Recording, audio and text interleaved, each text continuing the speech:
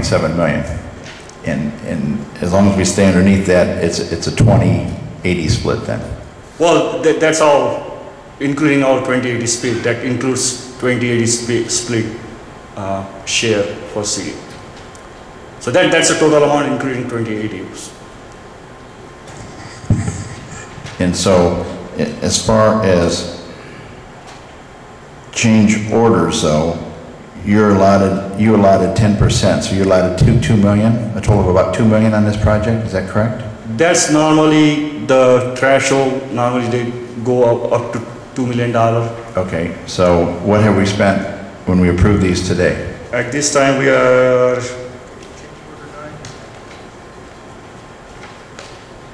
change order 9 to take you to 19.11 million. The original bid was 17.02. So actually we have surpassed our threshold. So this will be, so you understand, this will be 100% from the city. right. Is that correct? Yes. Because it wasn't as you projected to the auditor, I don't think. That's right. And I didn't mention one thing is, you know, remember we have that $1.7 million was given to us by stimulus money, which we are supposed to get towards change order. Apparently there are some issues with Federal Highway. We are not sure at this time whether that money is coming or not, but we think that that money may not come to the city. But it's again, at this time we don't have anything in the writing. So you think, Mr. Chair, so any change orders now that we have from now on is all 100% on the city? Yeah. Yes, yes. So these change orders are 100% the city's responsibility. Is that going to raise the loan amount through the infrastructure bank loan, or is that, do I have to find other sources of funding? No, we are not going to get any money from any.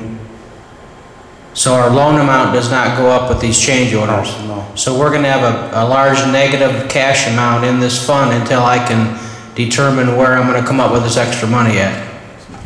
Probably, yeah, right. So I think at this point we tabled it. Apparently the other change orders have been done, and we apparently must owe some people some money in regards to that, which it's a shame that we do things prior to bringing it up here. But this 239,000 plus, it seems to me the stabilization we can sit on for the time being. No, we cannot. Couple of reasons. That stabilization is every day it's getting bad because you know what, because of the bank is falling. Another thing is these are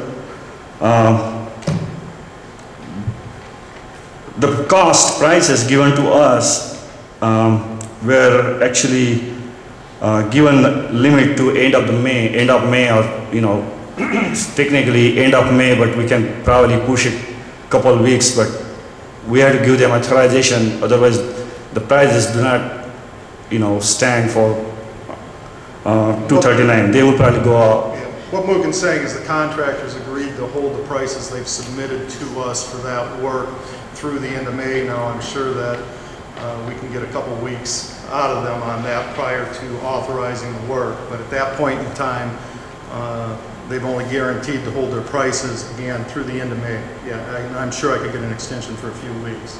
And you don't think they mind if we pay them until like 2012? And that's why they will not, without council approval, they won't proceed with the work. Because right now, Ted in essence has to come up with $500,000.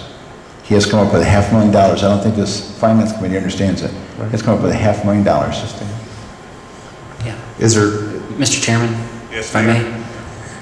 Yes, this is the reality that we're in, and you know, we can wring our hands and be upset and frustrated and all the things we all feel, but there's no other way around this project. The NOACA's policy had a limitation on their funds, which as it relates to NOACA federal funds, it was relatively unprecedented for them to take on such a large project of this nature, to the extent that they had to actually borrow their funds over a 2 or 3 year period to fund their projects, and part of the regulations limit their ability to pay cost overruns on this. And largely what put us over the threshold of fitting within the normal change order program was the unprecedented price of asphalt last year.